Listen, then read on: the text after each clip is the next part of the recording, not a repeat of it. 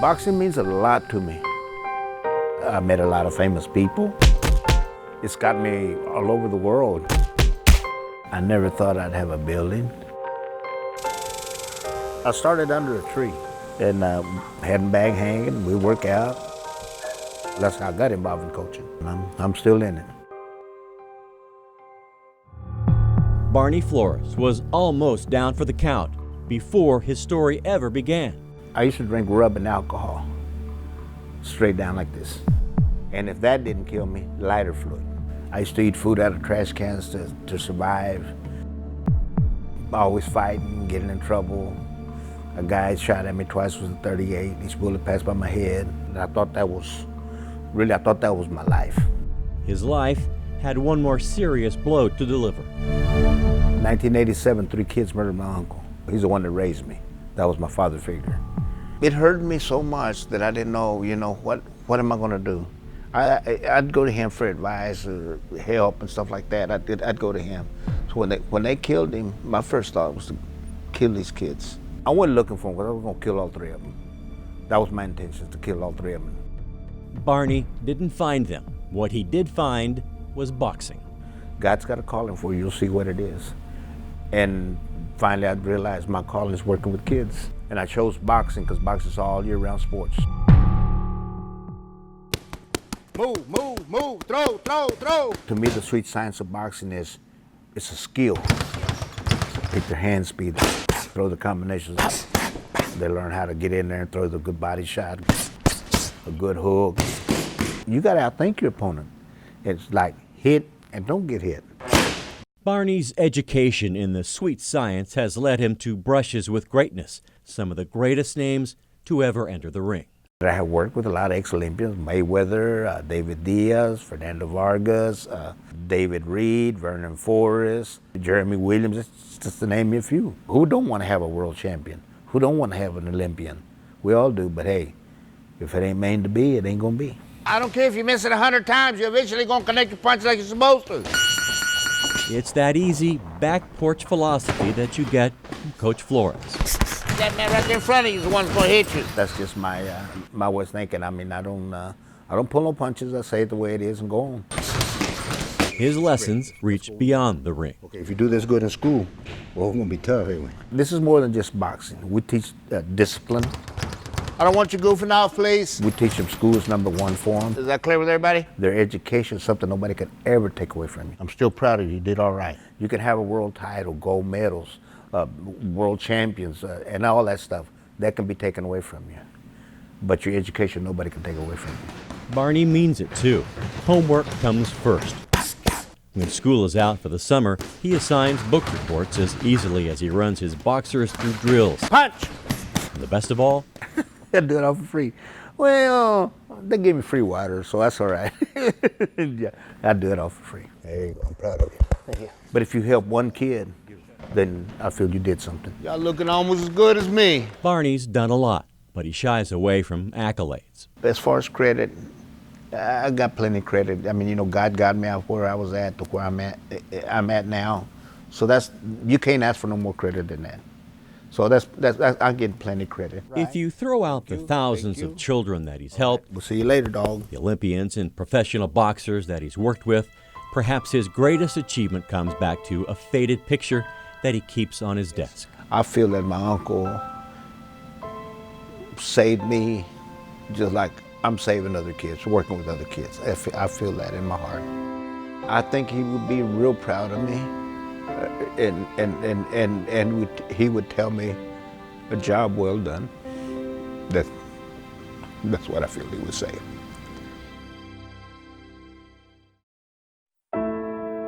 He said from the moment that he came on campus, it just felt right. Because it was such hard work, I think that everybody that was out there was doing it because they loved it. Parents of students who attend A&M are counting their blessings.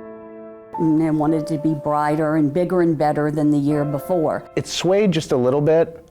At 2:43 this morning, a rich and sacred Aggie tradition had fallen. There was little time to think. It's one of those phone calls in the middle of the night, And you dread those because it's usually bad news. I wasn't sure if I was paralyzed. Paramedics removed 28 people who were hit by falling timber, some critically hurt. My husband's comment then was, I know where my son's going, and I don't want to put him through hell to get to heaven. In College Station, Aggie life is one of custom, principles. Perhaps prime among them a pile of posts that symbolized pride. For 90 years, Bonfire burned Thanksgiving week, a tower of timber built by students, leading up to the big A&M UT football game. Right up the middle. To build it meant you were all in, an Aggie, true and through. He wanted to have fun in everything that he did. Tim Curley Jr. knew that. He was a fish, a first year in A&M's Corps of Cadets whose job was to build the stack, securing logs as they crept up and up. Tim was 17. He'd tested out of his first year. Hard work was never a stranger. Although from Tennessee, Tim felt at home at A&M. You know, the muster and silver taps and saying howdy, things like this. Things like the stack.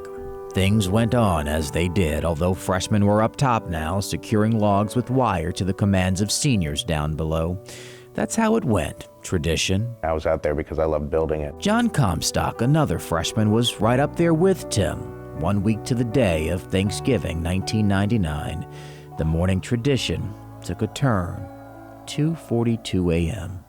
It just swayed a little bit, and then the whole structure just started to fall over. Tradition turned to tragedy as a symbol of school pride came crashing down. There was a number of people that were on the stack and that were caught under the stack as well. Tim was among that number. His parents rushed to Texas, where they had to make a decision that no person, let alone a parent, would want to make. It takes a lot of strength for you and your husband to reach that conclusion.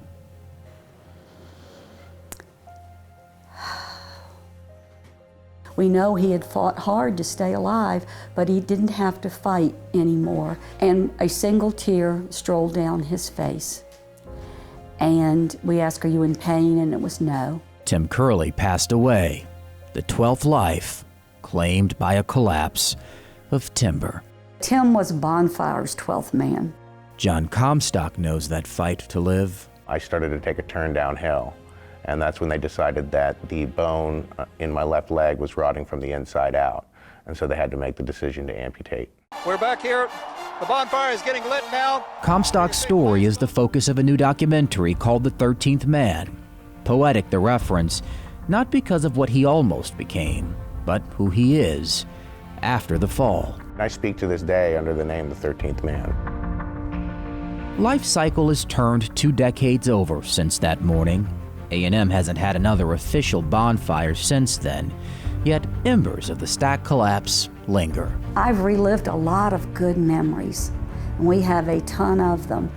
And to me, the good memories are what help you heal. 2 years ago, The Houston Astros are world champions. they were a team of rising stars looking to make history. Their mission, to take the Astros from underdogs to top dogs, to lift the spirits of a city in despair, to win a World Series.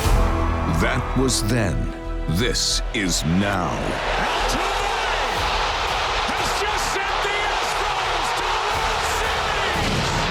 The sequel, a blockbuster production that debuts tonight, starring a team of hometown heroes ready to take it back.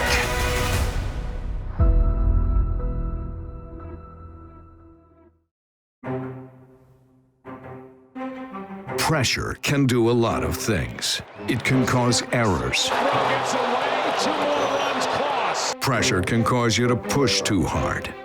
Struck him out on 94, up and out of the strike zone. Pressure can do strange things. Things can turn, and they can turn in ways you never expect. You know, we go in and start winning a couple ball games in D.C. and can flip the script. Everyone in here knows how to bounce back. We've done it before in the postseason. The pressure is on, but all it takes is one moment. One big hit, one game, and, we're going to go. Hey, now this is Billy F. Gibbons with ZZ Top. Hi, guys. This is the Rocket Roger Clemens. High fly ball to left. Grand slam for Bregman. We're a Game 7 city now. Don't forget our first NBA championship. Our Houston Rockets are the 1993-94 NBA champions. Houston's first World Series championship. The Houston Astros are world champions. We are a city ready for history to repeat itself. It's Game 7, y'all. Our third World Series appearance. One away from another championship. Let's take it back. H-Town, let's take it back.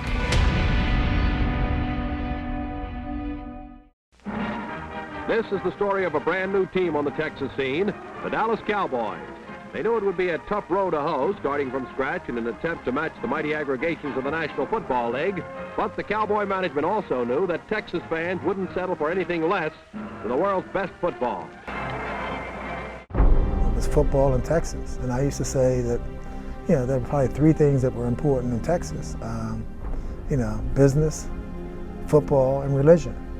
And in some respects, you know, football and religion were sort of intertwined.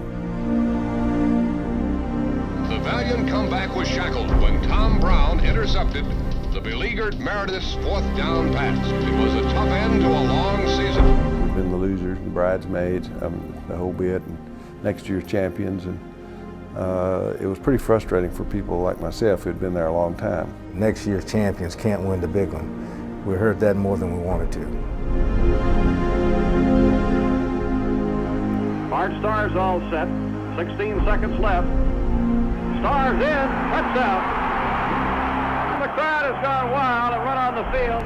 Well, the Cowboys so close again. Next year's champions, or we couldn't win the big game, and you know, it was a compliment that we were a winning team. It's really negative when you have that thing hanging over your head that you can't win the big game.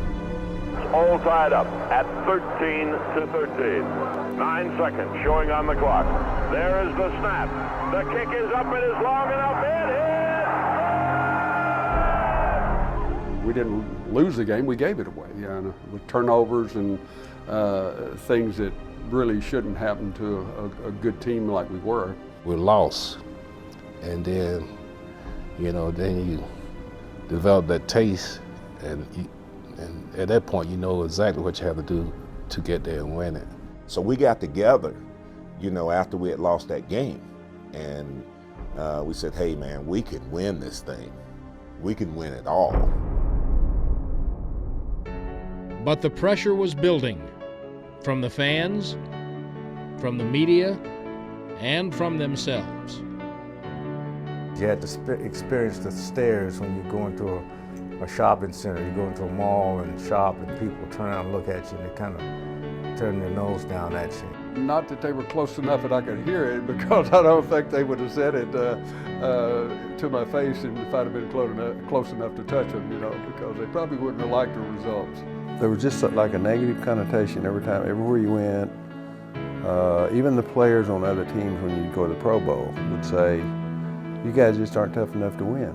And I'm thinking, you don't even know what tough is.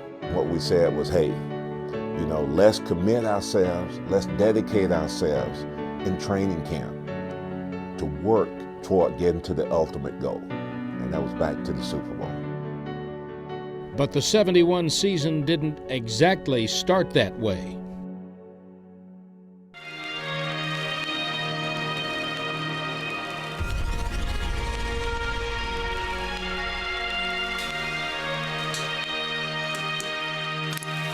Perfect shot is rare indeed. Banging off a man, goal line, touchdown Barber. So many elements have to be just right. Lost his helmet, keeps running without a hat. 15 to the 10 to the 6. Don't take a man's hat. Position, exposure, luck. To the 10, 5, it's wide open. Touchdown Romo. It takes patience, practice, persistence to capture the perfect picture. Intercepted at the 50, Newman can take this one in. Touchdown, Terrence Newman. controls are unclear until the focus is sharp. Down the post over at the 10 all alone to the crossbar where he spikes it over the top. Images of today have been influenced by pictures of the past. Pearson goes in for the touchdown, and Pearson throws the ball over the scoreboard. Those who have come before left indelible images, inspired us, and showed us what we can become. How about this, devil? The perfect shot is rare indeed. 1 second you think you've got it, the next it's gone in a flash.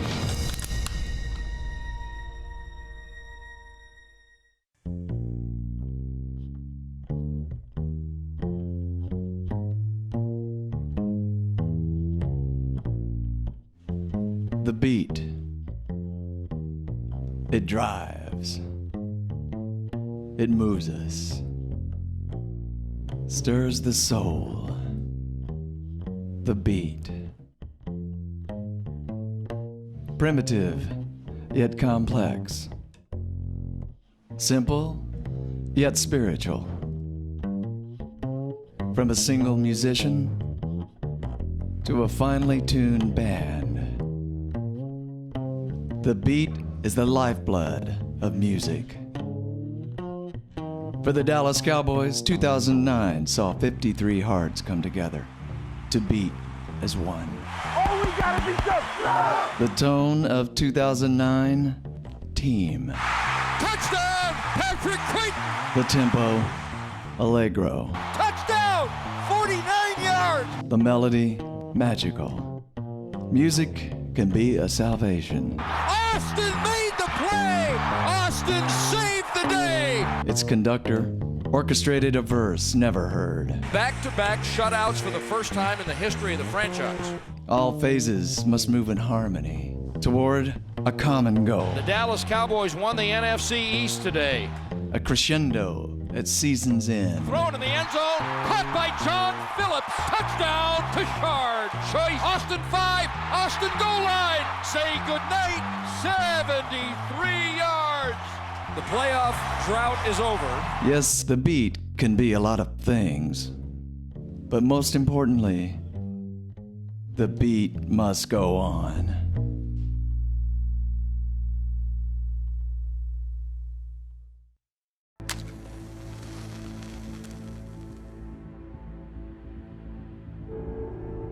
The pure promise of a newly sparked candle can be deceiving. Owens to the 5, touchdown, Ocho Uno. The dancing flame demands our attention. The Cowboys report to training camp with high expectations. It brings hope from despair. An interception is going to end the Dallas Cowboys season. And light the darkness. Here comes Ware for his weekly sack. But sometimes the light reveals things we'd rather not see. They rush the punt, they block the punt. The Cardinals pick it up and walk it in. Touchdown, game over. Sometimes the light itself is fragile. Uh-oh, he's injured. The Cowboys have a man down on the field. There's an injured Cowboy. They cannot afford to lose any more players. Candles indeed are a burning example that the whole is more than the sum of its parts. I don't know how much of what any of us have read or heard is true. Wax, wick, and fire, whose very genesis stems from friction, attrition, and erosion. He is sacked again by Jay Retland. Holy cow, what a defensive effort this is. That's a price of admission run after catch. But yet there still is that flame. A ridiculous throw by Tony Romo. A beacon in the darkness. And DeMarcus Ware has it. Providing a glimmer of hope, fragile though it may be. The pure promise of a newly sparked candle can be deceiving.